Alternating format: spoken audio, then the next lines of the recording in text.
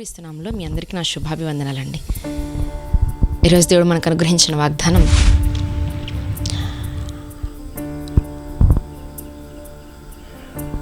మోషే చేతిలో దుడ్డు కర్ర ఎర్ర సముద్రాన్ని 2 పాయలుగా చేయడానికి వాడబడిందండి. మిద్యానీయులను ఓడించడానికి కొండలు వాడబడ్డాయండి. మరి గొల్యాతును చంపడానికి రాళ్ళు వాడబడ్డాయి. వేల మంది ఆకలి తీర్చడానికి 5 రొట్టెలు 2 చేపలు వాడబడ్డాయి.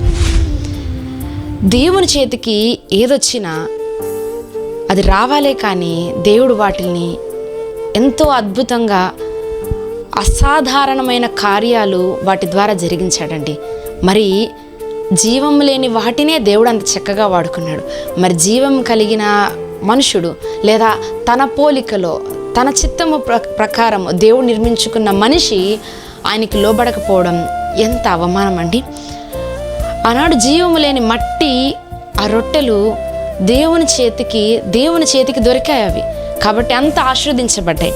మరి ఈనాడు జీవము కలిగిన మనిషిగా నీవు దేవుని చేతికి ఈరోజు నువ్వు దొరకగలిగినట్లయితే నువ్వు ఇంకెంత అద్భుతంగా దేవుని చేత వాడబడతావు. ఆమేన్. ఎంత ఆశీర్వదించబడతావు. ఆమేన్. ఎంత అద్భుతంగా అందరి ముందు నువ్వు జీవించగలుగుతావు. అవన్నీ వాటికంటూ ఎటువంటి సూపర్ న్యాచురల్ పవర్స్ లేవు. ఏంటండి, దుడ్డు కర్రకున్నదా? లేదు అని అంటే ఆ రాళ్ళకున్నదా? గొల్యాతును చంపే రాళ్ళకున్నదా పవర్? లేదు కదా.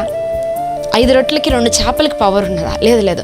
అవి నా యేసయ్య చేతికి వచ్చినప్పుడు ఆశీర్వదించబడ్డాయి. అనేకులకి ఆకలి తీర్చగలిగాయి కదండి. అనేకమైన అద్భుత కార్యాలు ఎప్పుడు చేయగలిగాయి అంటే నా దేవుని చేతికి అవి దొరికినప్పుడు. ఈరోజు జీవం కలిగిన మనిషిగా ఈరోజు దేవుడు నిన్ను చేశాడు కదా. మరి ఈరోజు దేవుని చేతికి నువ్వు దొరకగలుగుతున్నావా? దేవునికి నువ్వు సమయాన్ని ఇవ్వగలుగుతున్నావా? దేవుని కొరకు నీ సమయాన్ని కేటాయించగలుగుతున్నావా? వేటి కోసమో, వినోదాల కొరకై, లేదంటే ఎంటర్టైన్మెంట్స్ కోసము నీ పర్సనల్ లైఫ్ చూసుకుంటూ ఎంత కాలం అలా నడుస్తూ వెళతావు? ఎంత దూరం వెళ్ళినా, నీ ప్రయాణం ఎంత దూరం వెళ్ళినా, నీ ప్రయత్నం ఎంతసేపు అయినా కూడా అది మొత్తం శూన్యమే నా యేసు లేకపోతే. ఆయన లేకపోతే నువ్వెంత ప్రయాసపడినా అది వ్యర్థమే. యేసయ్యతో నువ్వు ప్రయాణించే జర్నీ అది ఎంత చిన్నదైనా, అది ఒక్క అడుగైనా చాలా అద్భుతంగా ఉంటుంది. ఈరోజు దేవునితో కలిసి అడుగులువి, దేవునితో కలిసి జీవించడానికి ఈరోజు నువ్వు సిద్ధపడు. దేవుని చేతిలో పడిన ప్రతి ఒక్కటి వాడబడిందండి. దేవుని చేతిలో పడిన ప్రతి ఒక్కరు కూడా బహుబలముగా ఆశీర్వదించబడతారు, వాడబడతారు. ఆమేన్. ఈరోజు నువ్వు దేవునికి కావాలి. ఆయన చేతికి నీ జీవితాన్ని అప్పగించుకో. ఇప్పుడు వరకు నువ్వు బ్రతికిన జీవితం చాలు. ఇప్పుడు వరకు నువ్వు బ్రతికిన ఉద్దేశాలు చాలు. ఇప్పుడు వరకు నువ్వు వేసుకున్న ప్లాన్స్ చాలు. ఇప్పుడు వరకు నువ్వు వేసుకున్న డెస్టినేషన్స్, గోల్స్ ఇవన్నీ చాలు. ఈరోజు దేవుని చేతికి నీ జీవితాన్ని అప్పగించుకో. ఇప్పుడు వరకు ఆలోచించిన వ్యర్థమైన ఆలోచనలకి గడిచిన కాలమే చాలును, గతించిన కాలమే చాలును. కాబట్టి ఈరోజు దేవుని చెంతకు నువ్వు రా.